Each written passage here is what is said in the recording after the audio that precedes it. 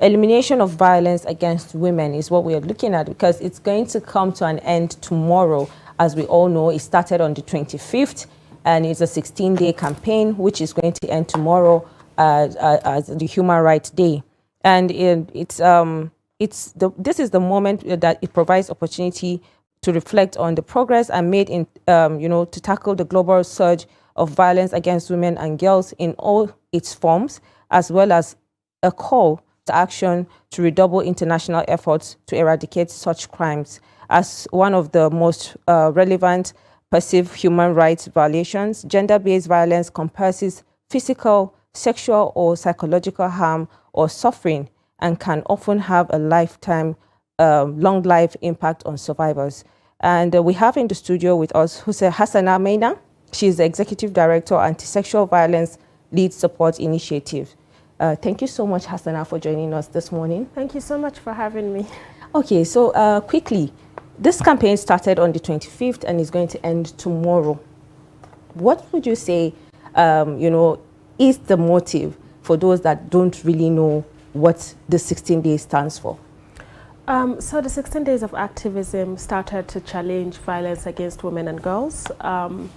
It doesn't mean that we only challenge violence against women and girls for the 16 days. Certainly. But the United Nations feel that the violence against women and girls is a pandemic, or as they started to call it after the COVID-19 pandemic, a shadow pandemic. So because of that, from the 25th of November every year to the 10th of December, there's so many programs that has been done to create awareness, to talk to legislators and those in positions of power to make policies around sexual gender-based violence, around all forms of violence against women and girls. The importance of that day, of these days rather, is that the aim is to keep the world on a standstill, to really sit down and reflect within ourselves. Because if you look at cases of gender-based violence, they normally occur, within intimate spaces, within our homes, within our schools, places where people should feel safe. So I think basically it's for us to sit down and reflect on why we have cases of this violence in our homes, how can we challenge it, how can we think of creative ways, to end this, so that we can just keep on having more safe spaces. So what measures can communities take to raise awareness of gender-based violence, in a cultural or insurance system? So there are lots of measures that we can take. So like for us at As Well Support Initiative, we normally go to schools, to talk to students, because they're age-appropriate content and messaging that you can give kids to know that, sexual violence is not okay, to know that catcalling, when people are walking by and you're like, hey, hey, hey, it's not okay, to know that verbal abuse is not okay, to know that, even how we get on social media, and then there's all of this online trolling and online violence against women and girls, to also say that all of this is not okay. So, we go to schools.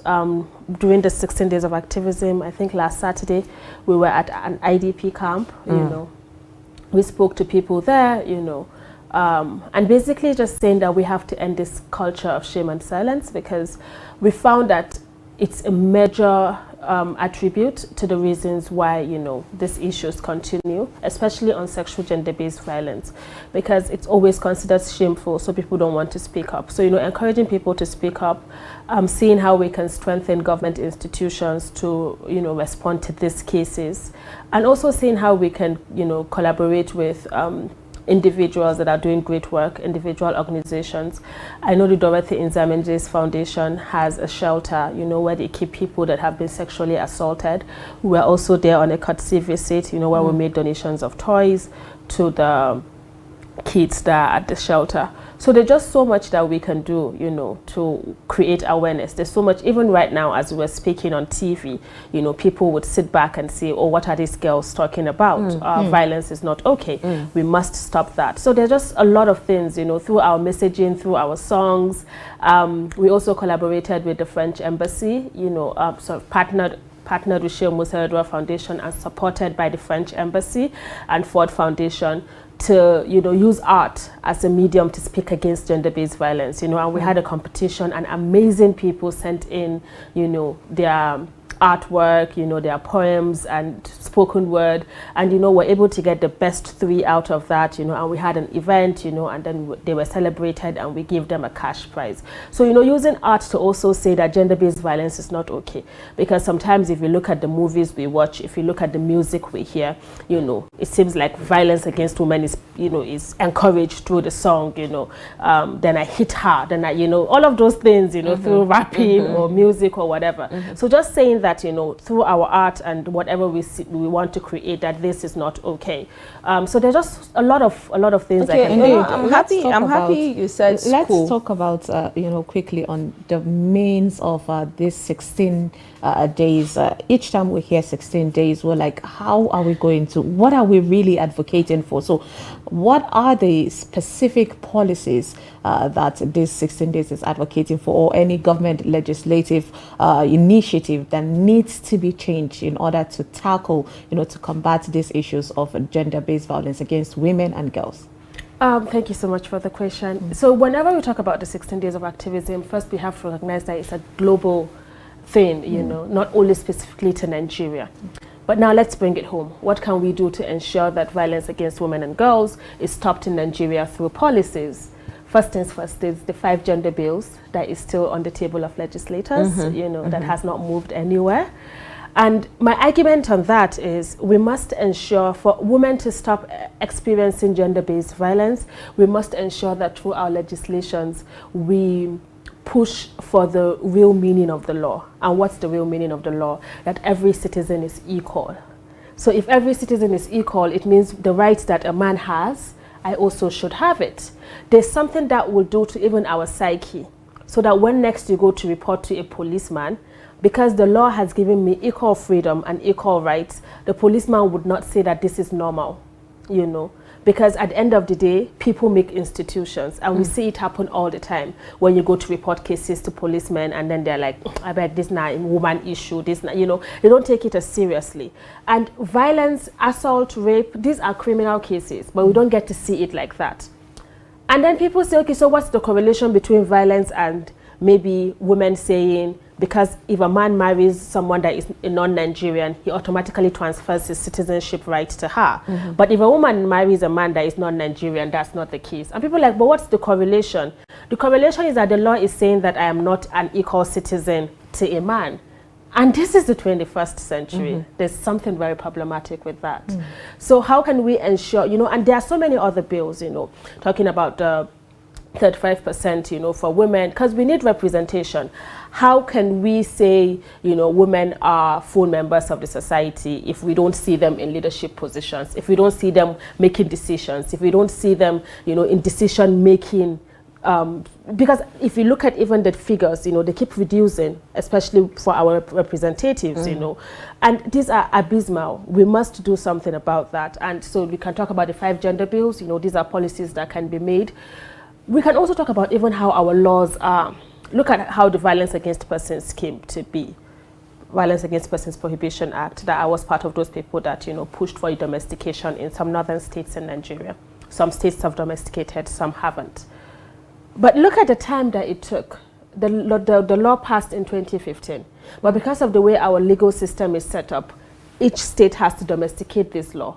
So after you've done the work to get the National Assembly to pass the law, then now you have to go back to state levels to now, you know, start to interact with state legislators to domesticate these laws. But why should it be so? I mean, that is how our system is set up. The federal legislative should make the one law and then it's... But that is how our constitution says our laws are, you know. And, you know, aside that, then you now have to start working on implementation. So before you know it, 10 years have passed, 20 years have passed, you know, and then the work is very slow. You know, you're like every year in, year out, you know, you're working on either domestication or implementation of basic laws that says, you know, women are human beings too. Okay, so I wanted to make reference to, you know, earlier when you said you go to schools, you know, to advocate for this violence against women and what have you. How do you think the system, especially how do you think schools can enhance, you know, to speak about respect, you know, equality, because that's what we keep fighting for all the time. How do you think they can enhance that in schools, you know, to start teaching the students that, okay, it's good to respect women, it's good to, it starts from somewhere, you know, so what do you think can be done? I think it can be entrenched into our curriculum, but when we talk about schools, I think we can also look at it from the strata. So are we talking about primary school? Are we talking about secondary school? Are we talking about university? First, from primary school, I think this can be entrenched. We can, I know there's something called civic education that kids do in school now. We can begin to see how, you know, in the curriculum, in the module, that, you know, we're able to have more topics, you know, on respect, you know, on gaslighting is a no, you know, on kids are visual, kids are, you know, they hear, they see, they, you know, we can see how we can put all of that into our curriculum. Is it social studies? Is it mathematics? So whatever you're teaching kids, you know, you also tell them that violence against women and girls is not allowed, because sometimes they see these things in their house and it's normal. Then they come out to the world, you know, and then they see it also on the street and it's normal. So in the school, you know, we must tell them that this is not normal and there are consequences for it. Secondary school, same thing. But also I think we must have policies, you know. We must start to see how schools can embrace what I would like to call, you know, a school safety policy, you know, for girls. So, for instance, if, let's say, maybe a girl is walking on the street and, you know, a group of boys come to like gaslight her or make fun of her or, you know, hit her or whatever, the school must be able to take this thing seriously, you know, and there must be like clubs in those schools, you know, school clubs, you know, that would stand against this thing, so that, you know, we're not only telling kids that it's not okay, we're also raising them to become champions against these things. And I think that's what the world needs more of. Then in universities, we must ensure that we have student voices in, you know, decision making, like in the Senate, because sometimes that's school Senate, you know, because sometimes you go to tertiary institutions and then you have the student representative council, or in other schools the student union government, and the students don't even have so much power, you know. So you have lecturers being so strong and being the alpha and omega in those schools, and then that's when you start hearing traumatic cases of sex for grades, you know, and all of those other stories that, you know, so many people that have gone to our federal institutions, so many women that have gone to our federal institutions have so much to say, you know, and this shouldn't be so. So how can we ensure that the power imbalance in our institutions is not tilted to the side whereby lecturers have more power and they can do and undo, and students are such, you know, powerless, you know, and then, you know, they can just be done anything with. We see how that works in other institutions, like the one I went to in London, School of Oriental and African Studies. Students have a voice, you know, so students in Nigeria must be able to have voices as well, so that, you know, the power imbalance is not, because most of the time what we find about violence thriving in any place is basically because of a power imbalance. So we must always check, you know, where is the power? Are we giving this person so much power? And because with so much power comes impunity. Indeed. You know, I think I can do whatever and no one will do anything to me. And we see that happen all the time. All right, so let's talk about the 16 days of activism and how we would say that in the years that it has been advocated, it has been celebrated in pushing towards the end of violence. Do you have any success story of that way people can be able to relate to say, okay, this is something important, we've worked towards this in order to achieve this, so from your own end? I think the success story is even me sitting down here talking about violence against women and girls. Because sometimes when you talk about it, people want you to shush and hush. You know, we have this culture of shame and silence. But now people talk about it. Now people say, oh, but that is a woman beater. Oh, but this is wrong. But before, people just don't, you know, somebody can live a double life, you know, one as a woman beater, and you know, and another as, you know, a celebrated figure. But now we say no, like we even call out senators, you know. Recently, when the senator from Adamawa was sacked, people were like, how did he even get back? Is he not a woman beater? You know, now there's like so much consensus about what we would not accept as society. But also in terms of legislation, we have the Violence Against Persons Prohibition Act, you know, which has been the most celebrated. Because prior to that, you know, our laws did not really recognize even rape against men. It didn't really recognize, because the conversation on assault and sexual violence is very minimal in, you know, our legislations. But with the Violence Against Persons Prohibition Act, you know, you're able to have, you know, a hard-on law that says, no, this is not it, you know, there's compensation, there's monetary compensation, there are terms of imprisonment, you know, and all of that. So that is a step forward. You know, even in schools, you know, we're able to now start seeing students call for policies in their universities. I think there's one in the presence of National Assembly now on universities, you know, and 7 years jail term. Yeah, you know, for grades, lecturers and all of that. So now we are seeing, you know, real progress being made. And I think people are even scared because, you know, sometimes you even hear in conversations, and I think there's this song that's something like, before I'll see myself on Insta blog or something. Now people know that this is not normal. People know that, you know, now people have voices and women have agency. And the more we keep on, I'm not saying it's perfect, you know, we're far, because if you look at the statistics, it's abysmal.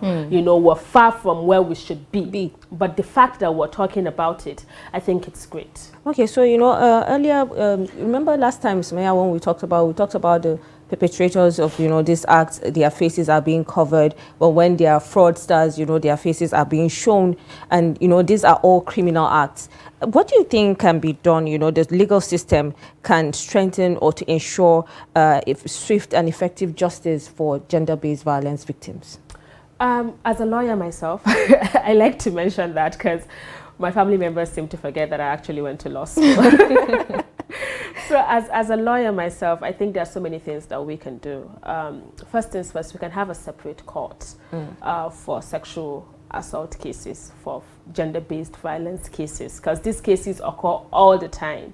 And one of the reasons why we even have, in fact, even in the underreporting, the figures are abysmal. So imagine if people actually then do report, you know.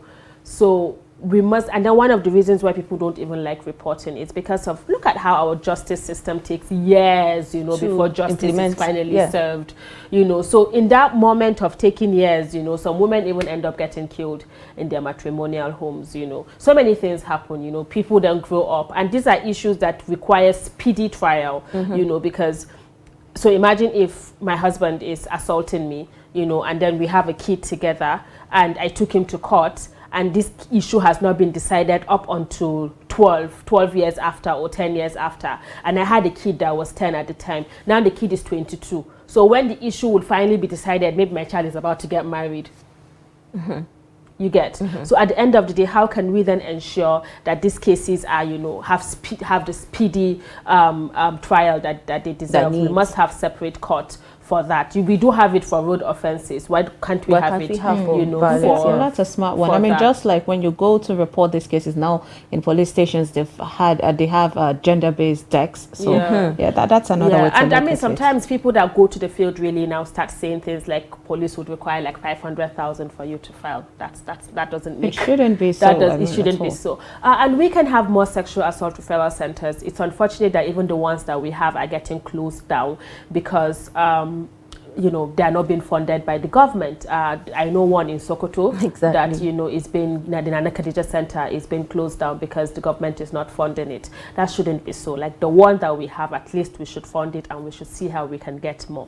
So there are just so many ways that, you know, we could help. All right, let's talk about the public contribution now quickly. What should the public do in terms of this silence culture and also the sympathy or stigmatization when the victim at that point, what they need is support, but then there is that stigmatization? How can the public help?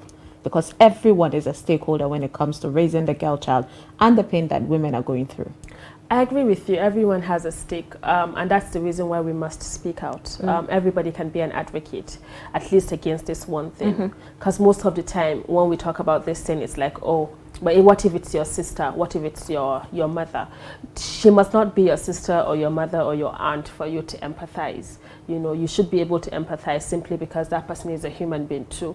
And injustice to one person is injustice to all, you know. So once we begin to have that attitude towards it, you know, we'll be able to understand that this is not issue to be swept under the carpet. And I feel like we do understand on some level, because when you look at with the End SARS campaign, you know, when it was like boys being brutalized by the SARS and whatever, you know, people were able to empathize to that. But when women talk about being assaulted or raped, people want to have evidence. People want to have proof to rape.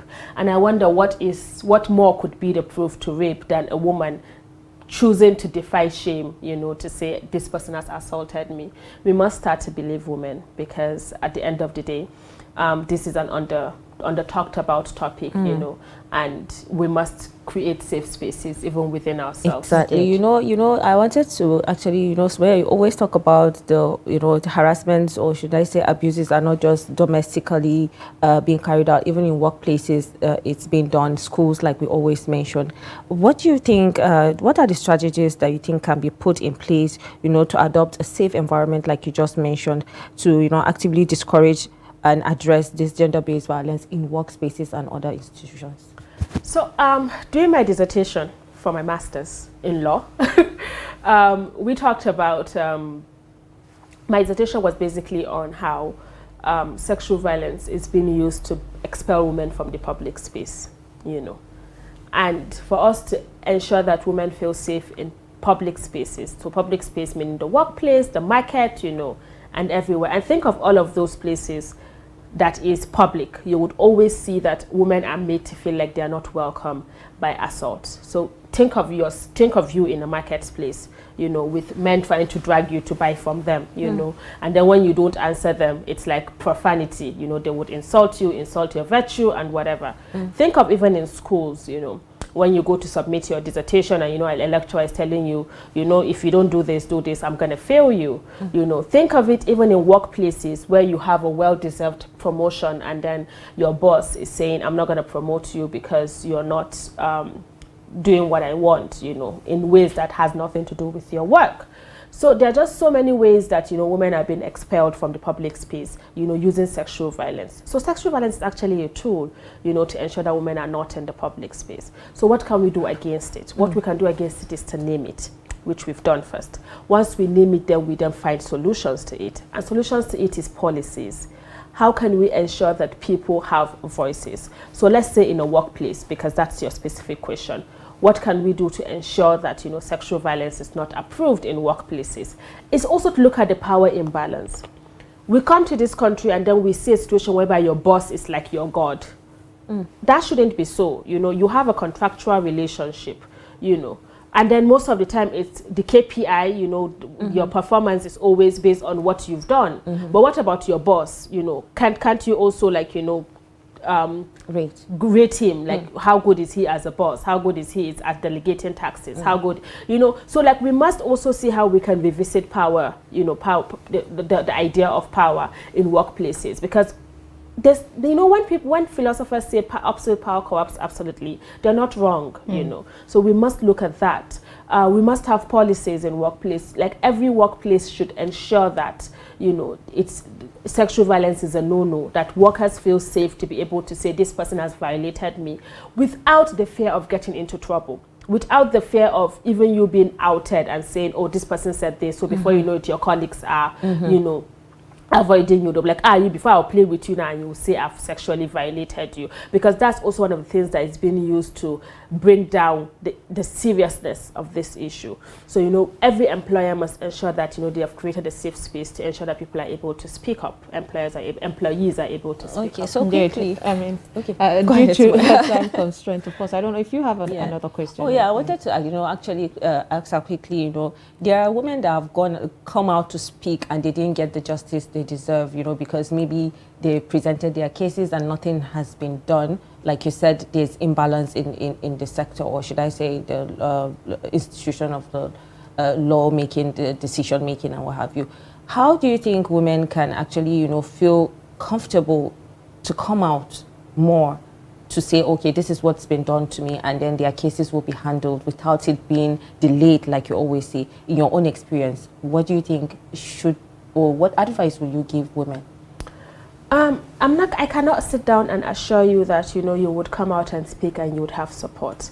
And it's not only a Nigerian problem, it's a world problem. And that's why the Me Too movement started from America, you know, where these are powerful women, you know, that are actresses, that are millionaires in their own right, you know, calling out other powerful men that are billionaires and saying, you've assaulted me, you did this to me, you did that to me. And at the same time, people are still saying that they were lying up until the court, you know, was able to convict this man.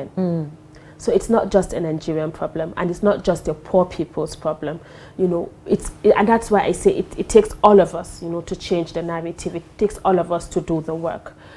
So how we can ensure that women feel safe, you know, like I have kept on reiterating, is to ensure that we create safe spaces, is to ensure that through our budgeting, like now we're submitting 2024 budget, and I think I saw Anambra street lights on the budget of the Women Affairs. They want to make street light in Anambra, which is good. You know, we need to ensure that there are street lights so that women feel safe, you know, to walk by on the street. And to walk by on the street. Great initiative. But how then can we ensure that, you know, ministries like the Women Affairs take sexual assault referral centers seriously? Ministries like the Women Affairs, you know, take the work of ensuring that, you know, legislations are passed and, you know, followed by in the state seriously. How then can we look? So, like, you know, all of these things can now have to link to the, you know, creating safe spaces for women. We must not do projects just because, you know, we're trying to look for ways to siphon money and all. So even in our budgeting, you know, we must be seen to be a women-friendly or gender-friendly country, you know, and we can do that. Canada has done that. You see any policy coming from Canada and you're like, you know, thumbs up, like these people know what we're talking about, these people know what the women are saying. Well, at the end of the day, we hope that this 16 days is able to, you know, at least move these things and change forward. Something. Exactly. Change is all we need, and the voices of the girl child and women in general need to be heard. Well, thank you so much, Hassan Maina, for joining us. So much Executive Director, Anti-Sexual Violence Lead Support Initiative. We appreciate your time. Thank you for having me. Thank you so much.